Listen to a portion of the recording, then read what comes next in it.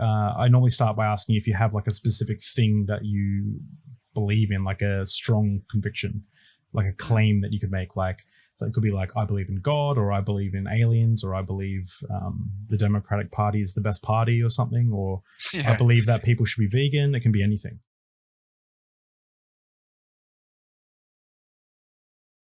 How confident are you that there is one true God?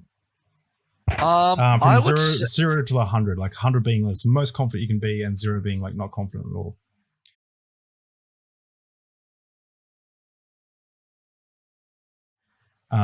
What got you to such high confidence that there is a God?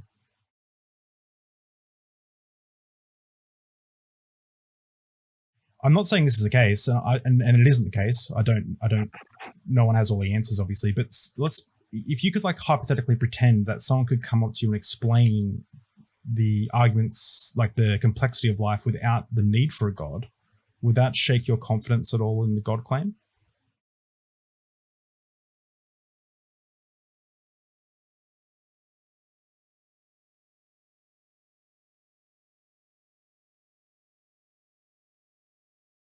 Do you think you could do the same for other religions? Like, say, if someone taught to you, I mean, obviously you'd have to know a little bit about it now to answer the question, but like, let's say if you're born in Afghanistan, you might grow up Muslim. Do you think you would believe in Allah, or if you were born in a Hindu family, you'd subscribe to Hindu Eastern thought?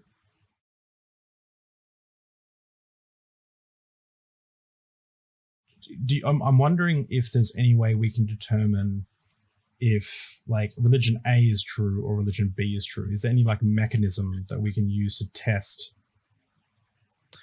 the validity of, like, let's say I'm talking to you, let's say a third person comes in here and they say, I was raised Buddhist and I have all these traditions and stuff. Like, is there any way for me as an outside observer to go, okay, which one is telling the truth, or which one has a more, not telling the truth, but which one is more aligned with reality?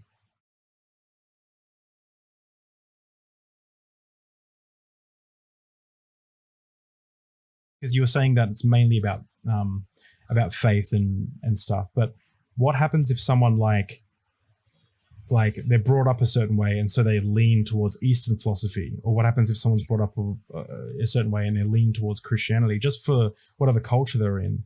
Is that really a reliable way to determine the right God?